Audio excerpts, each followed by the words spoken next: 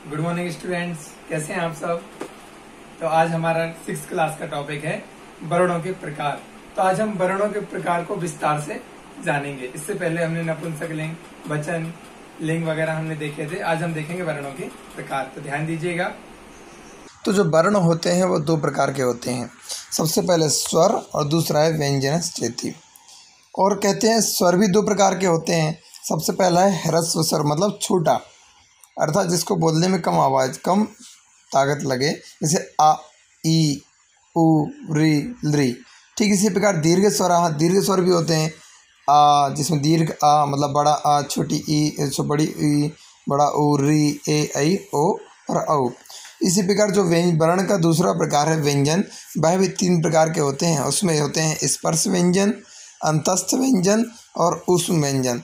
अब स्पर्श, अंतस्थ और ऊष्म क्या है वो मैं आपको बताता हूँ।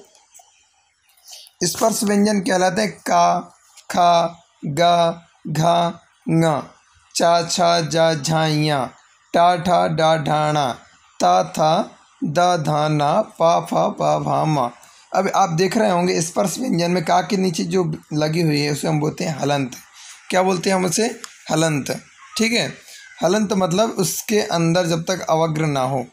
अब अंतस्थ व्यंजन क्या है? या, रा, ला, वा। उसमें क्या होता है? श, श, श, हा।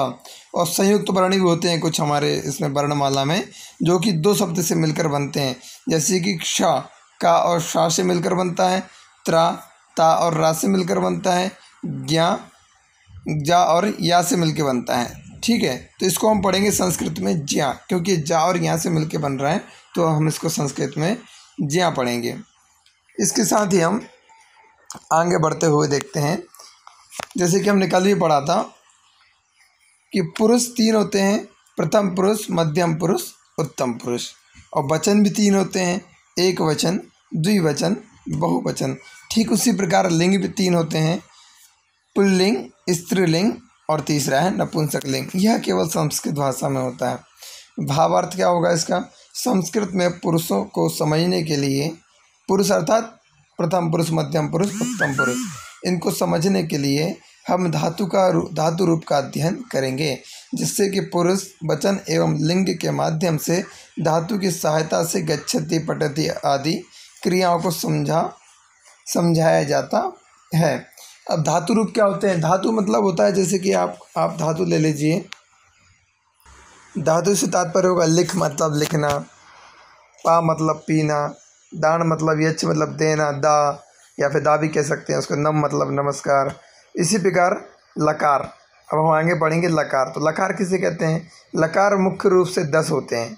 लकार कितने प्रकार के होते हैं? 10 प्रकार के।